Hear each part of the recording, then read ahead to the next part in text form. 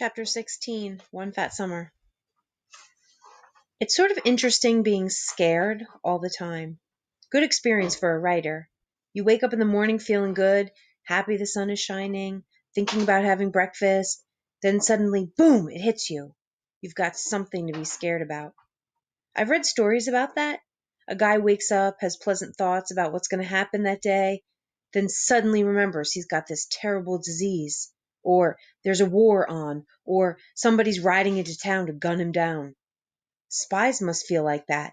The minute you remember you're a spy, boom, it hits you. Something to be scared about. And then you start hearing sounds, the house creaking, footsteps in another room, a car slowing as it reaches the crest of the hill, a plane flying low. They're after me. It's not as bad as it sounds. I mean, it's not wonderful, but it's not as if I was paralyzed with fear. Sometimes it feels good to be jittery. You really feel alive. Most of the time in my life, I always knew what was going to happen. And the only times I ever felt scared were when I thought I was going to be embarrassed. Somebody was going to make fun of my fatness in front of people I cared about. But this was a different kind of scared.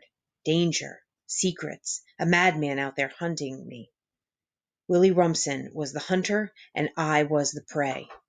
I'd have to outsmart him.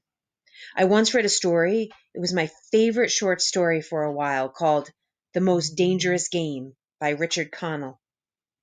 It was about a man who hunted people for sport on his own private island, and one night the hero, who was a famous hunter and writer himself, he fell off a yacht and swam to that island. When he refused to hunt other men, the villain decided to hunt him. That was pretty exciting because the hero knew all the jungle tricks. He knew how to make a Malay man catcher and a Burmese tiger pit and how to tie a knife to a swinging branch with vines. Finally, the hero beat the villain in hand-to-hand combat. I thought of myself as the hero in that story and Willie Rumson as the villain. I'd have to outsmart him. For starters, I never left the house without my old Cub Scout knife in one pocket and a handful of sand in the other.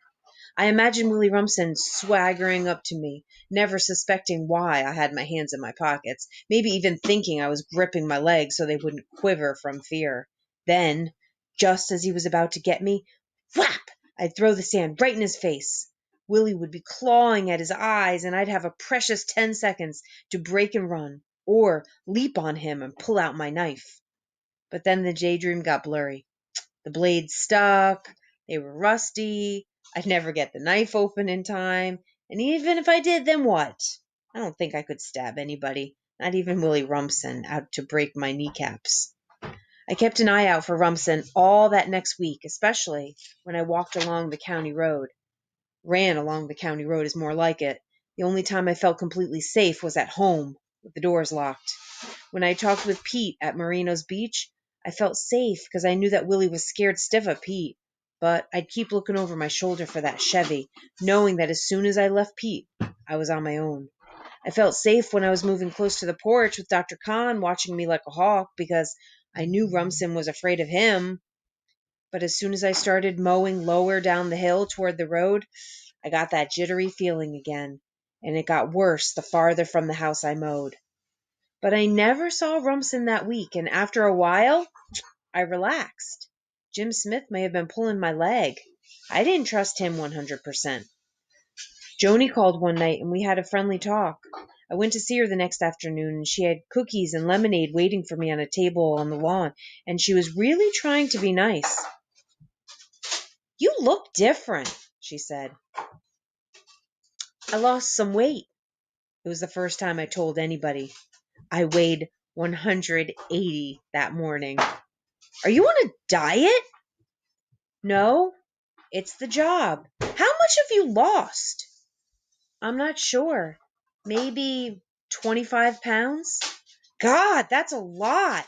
How do you feel?" "Terrific." "Not weaker?" "I lost fat, not muscle." "But I've heard if you lose too much weight too fast, you get weaker." "I feel fine." Actually, I started feeling weaker just standing there listening to her. "Not weaker in strength, but weaker in your body's ability to fight diseases, like polio." I was so weak I had to sit down. The word polio went through me like an ice pick. Joni shrugged. Oh, I'm sure it's okay, but you have to be careful. You must really be working hard. It's a big lawn, I mumbled. I touched my chin to my chest. I always heard that if you can touch your chin to your chest, you didn't have polio, at least not in the spine. How many hours a week do you work? Not counting my lunch breaks, 27 and a half a week. That's a lot of money. $27.50 a week? You'll have a couple $100 by the end of the summer. I changed the subject. I wasn't about to tell her I was getting half that much. She'd really make me feel like a rug. Are you up for good now? I asked. I don't have to see the doctor again until September. When do you want to start working on the project? Well, I don't know. I don't have a lot of time. I suddenly just wanted to get away from her. There isn't that much more time. Maybe you don't want to do the project anymore. It was your idea. She was trying to make me feel guilty. If you're not interested, just let me know. I'm still interested. I just don't have much time. So I'm supposed to just hang around waiting for you to have time? Do you have any ideas? I might.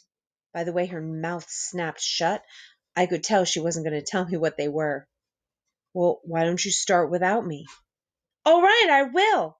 It sounded like a challenge. I better get going. We're eating early tonight. I didn't know if we were or not. I'll see you. See you. I hit the refrigerator the minute I got back to my house.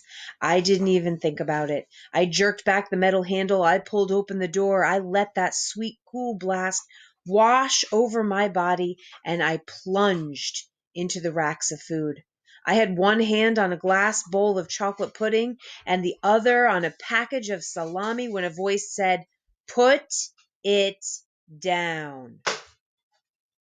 Says who? I said.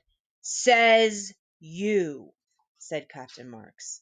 Come on, one slice of salami's not going to hurt. One spoonful of chocolate pudding. Since when, said Commander Marks, have you ever stopped at just one of anything? You eat when you feel bad, said Big Bob Marks, and you eat when you feel good. Why don't you guys just dry up and blow away? I said, and they all laughed. Listen, you guys are figments of my imagination. You know what that means?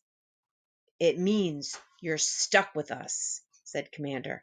Now close the refrigerator. I closed it. Keep up the good work, sir. The captain threw me a salute, and they all dried up and blew away. I went into my room to listen to the radio until dinner.